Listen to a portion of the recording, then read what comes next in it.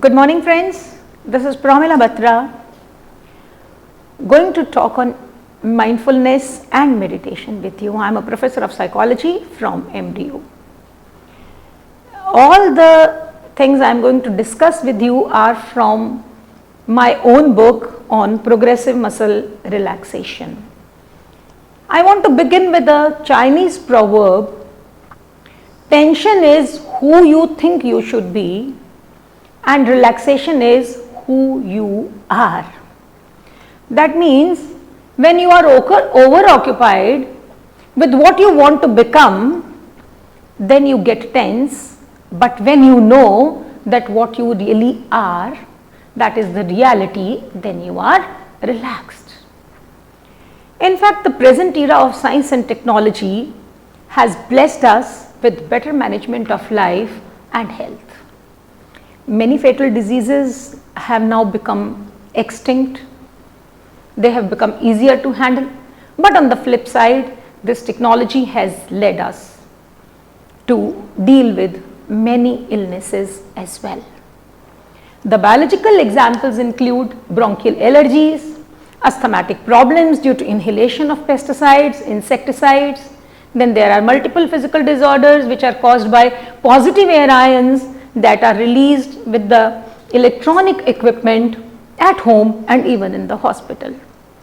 On the psychological side, there is an increased anxiety, depression, reduced well-being and poor quality of life.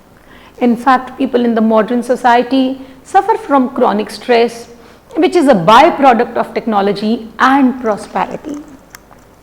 The scientific and technological changes are taking place at such a breathtaking pace that many people are not able to keep pace with this development.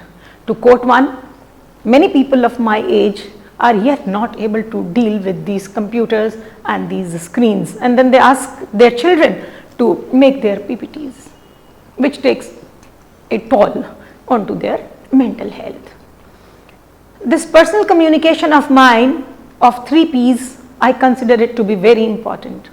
When a child is not able to score well, he has a personal pressure because he doesn't like it, he has sense of failure.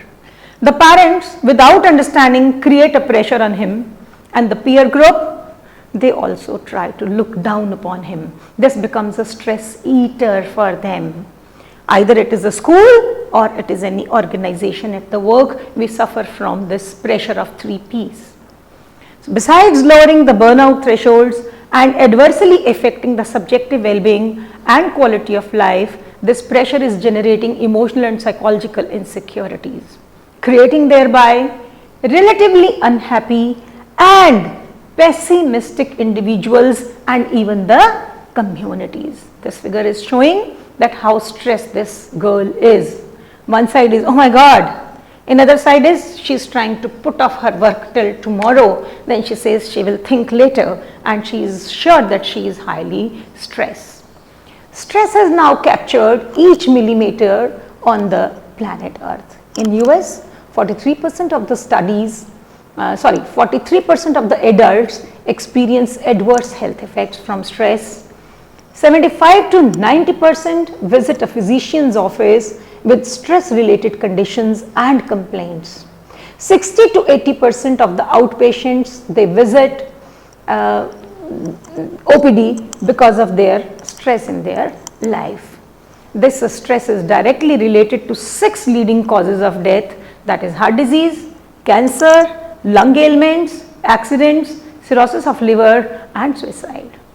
The consequences of the stress at the personal level include the emotional reactions like irritability, anxiety, sleep problems, depression, hypochondria, alienation, burnout, family relationship, etc., etc. Then at the cognition reactions also, like difficulty in concentrating, remembering, difficulty in learning the new things, even behavioral reactions like abuse of drugs, alcohol, tobacco, and fourthly at the physiological level like back problems, the weakened immunity, the peptic ulcers, heart problems, hypertension, etc., etc. Putting it simply, I would like to say that stress causes poor emotions, deteriorated cognitions, poor behavioral outcomes, and even the troublesome physiological reactions too. So, we are left with no other option than to manage this stress in the life so that we can move ahead. But this requires learning of life skills, learning of social skills. This requires altering the ways of coping. So, you need to know what is coping and how you can change it. You need to learn time management, other behavior modifications like assertiveness. You also need to improve your emotional and social maturity and IQs. At the top of it all, for all this, you need to approach the counselors with which there is a stigma attached. But these are the good ways towards happiness. When you can't do it, due to the related stigma, time constraint, unique capabilities and situations, then what all you have to do? You can't learn, you can't adopt. What all you can do? You look for some easy methods which are recognized by both the common masses and the psychologists. And mindfulness and meditations are such universally accepted, very less time consuming and non-stigmatic spiritual ways which nobody minds doing because there is no stigma attached to this, and this is a spiritual method. See, what is the opposite of stress? That's relaxation, and we need to achieve it somehow in this era of the stress. So dear friends, you can choose for yourself. This slide is showing mindful, full means with double L. So much here, so much is lying here, or mindful with single L. That is when you are mindful and you are aware of what you are thinking about, what you are feeling about, and what you want to know about or do about. Means you are aware of your feelings, your thoughts, and the behavioral actions which you want to take. So, mindfulness and meditation are the most closely used non-pharmacological or mind-body interventions. These are the mind-body interventions, mind-body. These can stand alone, or when combined with psychotherapy or chemotherapy, these are equally useful. Mindfulness is a method of spiritual relaxation which is highly connected to the well-being of individual. In fact, the quality of consciousness has been considered to be very important. Please take a note, quality of consciousness. Not only consciousness, the quality, which is very important for the maintenance of and enhancement of your well-being. Mindfulness is nothing but one important attribute of consciousness that has erupted from Buddhist and other traditions like yoga, where the conscious attention and awareness are actively cultivated and pursued. Nanponika Tara defined mindfulness as clear and single-minded awareness of what actually happens to us and in us. See, note, what happens to us and in us at the successive moments of perception. Means when I am perceiving something, then what is happening to me and inside me. That's more important to understand. Han has defined mindfulness in a very similar way, saying keeping one's consciousness alive to the present reality. Again, what is important here is the present. Thus, putting it simply, mindfulness refers to the state of being attentive and being aware of what is taking place at a particular moment in the present. The moment in the present. I am talking to you, what's happening to me at this moment in the present. I am liking it, I am having anxiety, I am getting tense, or I am happy and I am well connected to you. This is what is the present moment, and this is what I have to be aware of it. This can be very easily achieved through the practice. This is what is very important. So, being conscious is nothing but a cognitive process, cognitive thought process or the mental process that allows the individual to operate effectively in each sphere of life. Consciousness pertains to both awareness and attention, monitoring the inner and outer environment. So, both the environments are important, my own inside and the outside, because there has to be a connection between the two. What is attention then? Attention is the process of focusing conscious awareness and providing heightened sensitivity to a limited range of experiences. What is awareness? Awareness, on the other hand, refers to the process of continuously observing and accepting the present moment. So you need attention for this. So if you are attentive and you are seriously attending to, then you are able to become aware of it, then only you will be able to accept what is happening in the present moment. Generally what happens, that due to daily life stressors, the individuals lack awareness of their inner self. We don't know that what I am, and this is often perturbing. It often perturbs the individuals. Therefore, mindfulness enables us to pay conscious attention to the self and to become aware. So this is a kind of process of becoming. Described this way, mindfulness is a way of meeting and uniting with oneself. Not uniting with God, I am talking of uniting with oneself. Once you meet yourself, then it will be easier for us to meet the God as well. So this is what is going to help us in maintaining the emotional balance, and also it is going to help us in improving upon the relationships. There are a very large and wide individual differences in the capacity to attend. Everybody cannot attend. First of all, what is important here, it is the personal willingness. Do you really want to be aware, and do you really want to hold your attention, or you don't want? So willingness is the most important thing. So what is your intention? Second thing is your attitude. Your attitude is whether you have a faith or you don't have a faith, whether you are motivated or you are not motivated, and this awareness is going to be sharpened or dulled by such kind of the variety of factors which are within the individual. So it is not only your attention, but your attention, intention and attitude also matter along. Therefore, there are both the inter and the intra-individual processes which are involved in the mindfulness. You have to be very open, you have to be receptive. No close-minded person can really ever feel mindful. If you don't have a faith, or when you are becoming aware, you are not ready to accept what cognitions you are getting about yourself, what emotions you are getting about yourself, that ego is there, those hurdles are there, you can never be aware of, and mindfulness can never be useful for you, as I will like to say it. When we are not doing it in a right manner, then it becomes mindlessness instead of becoming the mindfulness. This is what is a serious issue.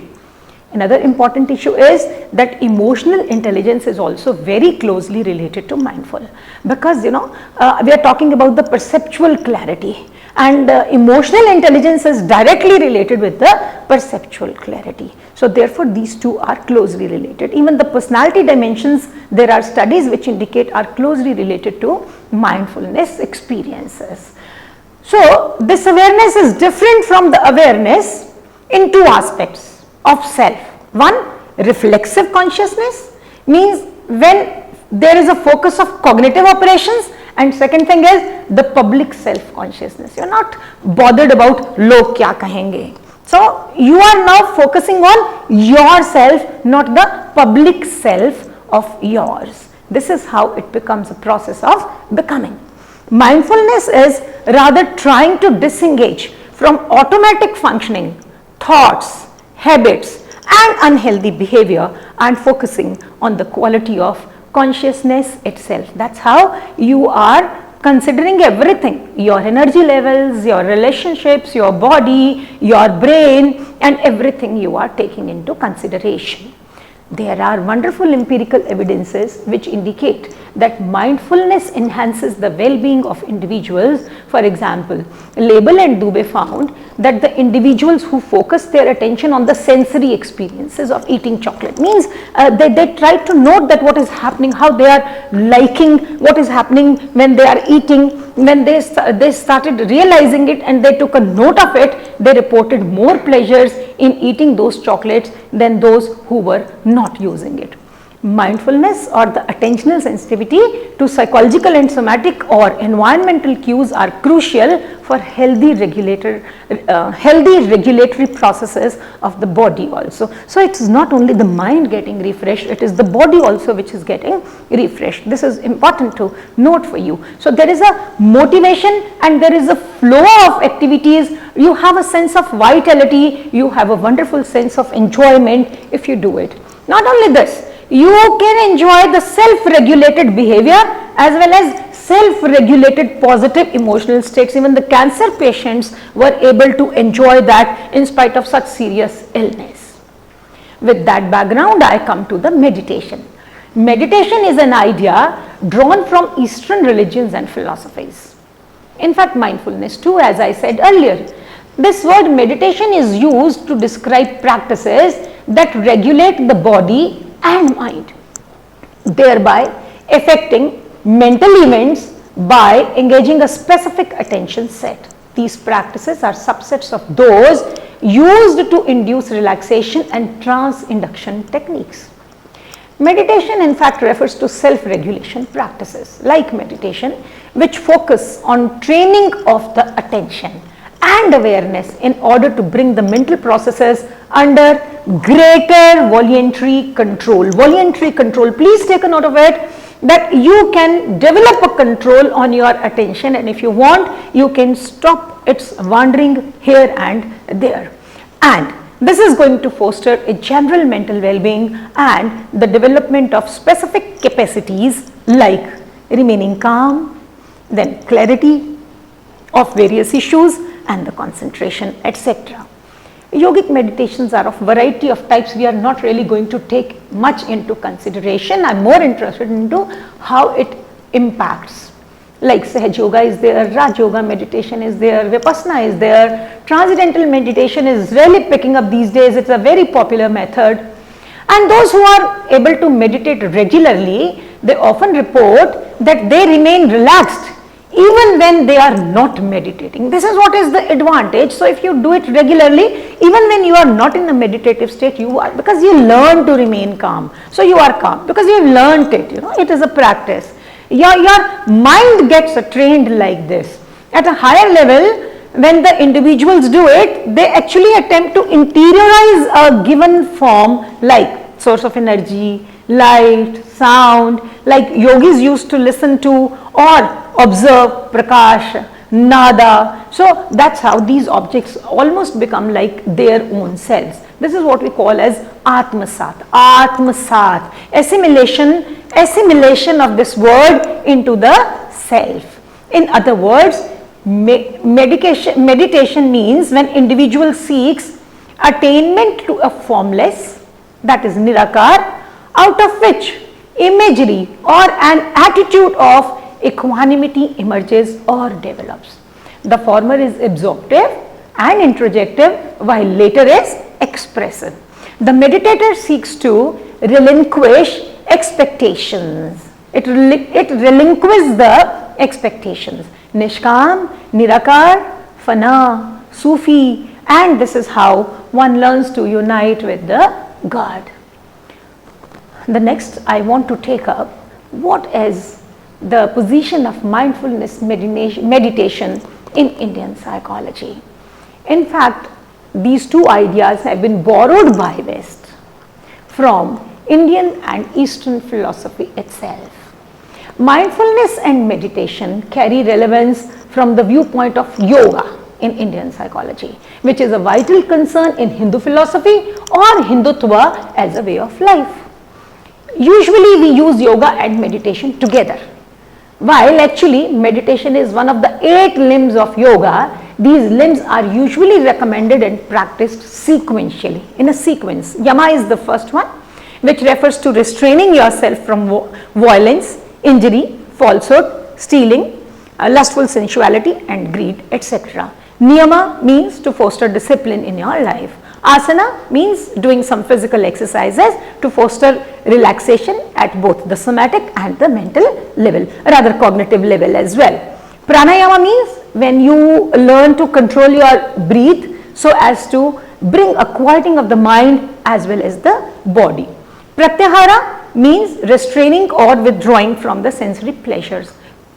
Now comes the 6th state, which is related with the meditation. It is known as dharana.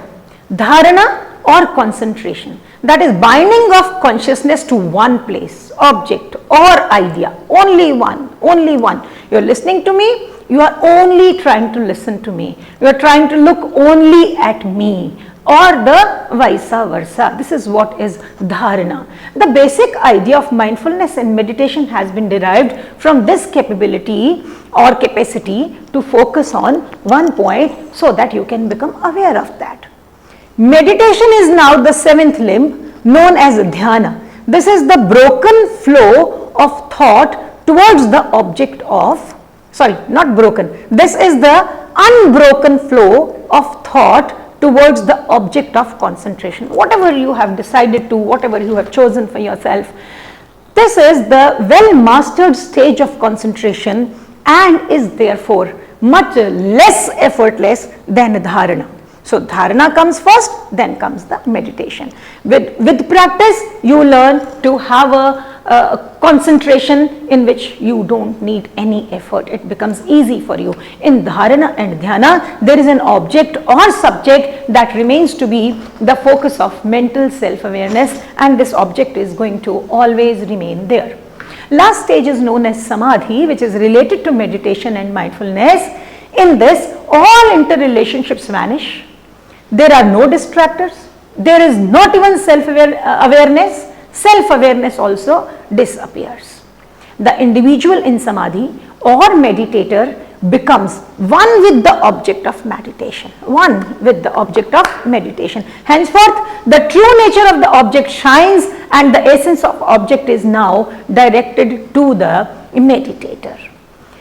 If I apply it to the daily life, the conscious mind is a stage of perceptually changing and shifting of awareness. We are watching it every day that our perceptions keep on changing. We think of somebody in one way today and the other way. This all is happening because of our vrittis, and it is called vrittis, this kind of the perceptual changing and shifting.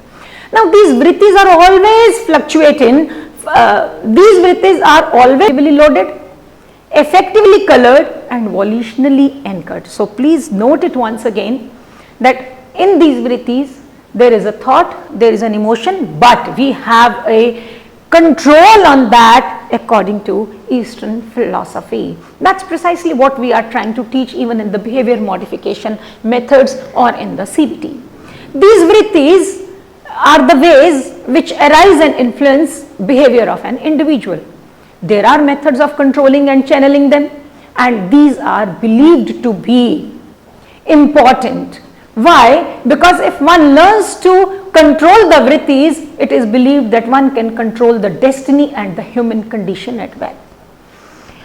Now, why we are not able to control it then? Because of the 5 sources of hindrance called kaleshas. These corrupt our mind. When these corrupt in our mind, these stand in our way of controlling the mental fluctuations. First of these is important, that is avidya. We all need to understand what is avidya. Avidya does not mean a lack of knowledge. No. Avidya means when I have the knowledge, but I am nourishing the wrong knowledge. This wrong knowledge is the most dangerous thing. The other ones are asmita, raga, dvesha and abhinivesha. These causes of the fluctuation of attention, inactivity, forgetfulness and drowsiness, etc. यहाँ change होगा. These vrittis cause fluctuation of attention, inactivity, forgetfulness, drowsiness, etc. Now it is the concentration or dharana that brings in ekagra and nirodha. What does nirodha means? It means that all mental functions are completely restrained so that one can attain his consciousness as such. Chetana as such. Chetana jaisi hai waisi hi. Consciousness as such is the most important thing. While in meditation or through meditation, one gets a control over one's chitta vrittis, thus developing a control over sources of stresses in the life. So to conclude, basically any method of stress has to have 3 ingredients or characteristics. First is it should be able to still our mind. That is our vrittis. We should be able to control them. Once I control them, at the second level, this method should be able to separate my ego functions. That is my aham bhav. I become away from it. And thirdly and lastly, if I achieve the two, I can enter a domain of experience that is sambhav. Sambhav, that is a feeling of equanimity. I don't consider you to be different from me, so there is no jealousy, there is nothing, there is no rivalry from you, there is no competitiveness with you. As a result, I am cool, I am calm, and I am happy in my life. So the far-reaching goal, though, is to unite with the God, and separation from the worldly karma or vairagya, but the ultimate goal in the behavioral life is to get united with the self and use it as a method of relaxation. Regarding the forms, there are many, but I'll just mention a few. As I said, transcendental meditation is really gaining a lot of popularity. Means when the meditator is repeating a mantra or a single word or a phrase. Whereas mindful meditation is also another important form in which the meditator focuses his attention on the thoughts and the sensations. Another way of dividing meditation is based upon how the attentional processes are directed, how these are directed. It includes mindfulness and concentration. These are the major things which are important. What is more important than the types is that whenever you are trying to focus, you have to be fully attentive but in a non-attached manner. We are not supposed to judge when you are trying to become aware of it, at least at that time, like it is done in Zen, Vipassana and other methods of Western meditation. All kinds of meditations produce similar effects, and there are some trait changes in the experience of self. Trait changes in the experience of self, eliciting shift towards expanded experience of self, which is not centered on the body schema and the mental content. Transcendental meditation has been shown to facilitate the memory of right hemisphere. Internal use of mantra has been shown to improve the function of left hemisphere. In another study, the practice of TM has showed an improvement in academic performance. So this is a very good thing for to be used by ourselves and by our children in the daily life. There are changes at the state level also, and these include a deep sense of calm, peacefulness, slowing of mind, then internal dialogue, there is a perceptual clarity, there is some metacognition shift, and at the top of it you can have some peak experiences as well, you know. But of course, for having those peak experiences, you need to have a lot of practice. Many TM practitioners, if I try to describe the way they call it, what happens to them? Unbounded awareness, then enormously great calm and peace, timelessness, we don't know, there is no neurotic hurry, blissful awareness. Some people said it is a balanced state of fulfillment that just is. A balanced state of fulfillment that just is. So that's how it is going to help us. There can be both inward and the outward strokes. And inward stroke means meditation, यहाँ फिर आपको change करना पड़ेगा. There are both inward and outward strokes of meditation. During the inward stroke of meditation, the mind settles inward towards a state of complete inner silence, and which is called transcendental consciousness or pure consciousness, as mentioned in the ancient Vedic tradition by Mahesh Yogi. Patanjali's Yoga Sutras have described this state as a state of least excitation of consciousness. See? Least excitation of consciousness. Outward stroke of meditation corresponds to increased mental activity and metabolic activity. So both are important.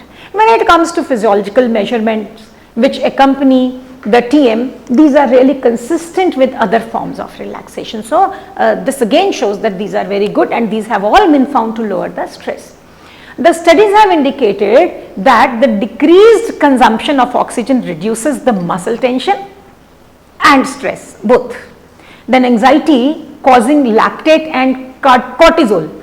Anxiety causing lactates and cortisol in the blood are also reduced by it.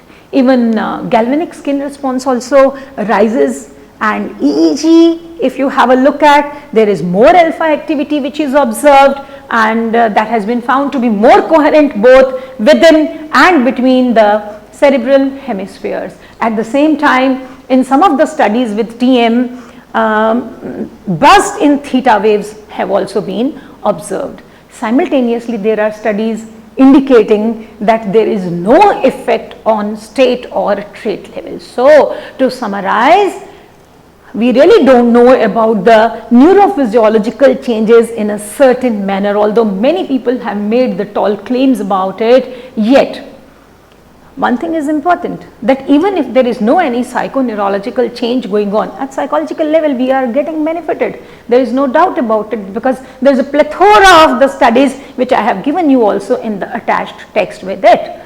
So we also need to understand that in one study there was increased cardio output, skin conductance, plasma, adrenaline, and opposite direction of the relaxation response was there.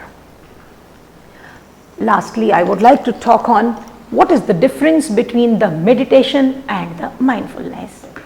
In meditation, we start with concentration. So that is the first stage. Here we have a focused attention. We need to hold our attention on a primary object. Usually it could be your breath, or it could be something else, but we need to mentally note its movement, that is it. Then we start attending. When we start attending, we start noticing. That is, we concentrate very carefully, namely our thoughts, sensations, other mental processes and distractions, etc. Then comes mindfulness, that is the open monitoring. Here I am witnessing myself, I am closely watching myself, I am accepting myself, whatever thoughts, feelings I am getting, without any judgments and without any reactions. Kindly note, without any reactions. So commonalities are that there is focus, there is intentionality, there is awareness, there is a focus on present moment, then concentration and discipline. These are the commonalities between meditation and mindfulness. What are the differences? In the differences, it is meditation which is done in a protected environment, and it has to be controlled. Posture is to be controlled, while mindfulness can be done during every working moment. Once we practice, I am teaching you, I am talking to you, yet I can have awareness, because I am fully concentrated on what I am doing. I am aware of how I am feeling, what I am thinking, etc., etc. So mindfulness is the ultimate goal, and it is the meditation that develops the required skills needed for it. Being present to each and every moment is very important here. So, dear friends, this is a process of becoming. This is what can help you get into the search of meaning in your life. You can better search that meaning in your life. Friends, adopt it so that you can live and you can let the others live. Thank you so much. Keep smiling always. Have a very good day. Thank you.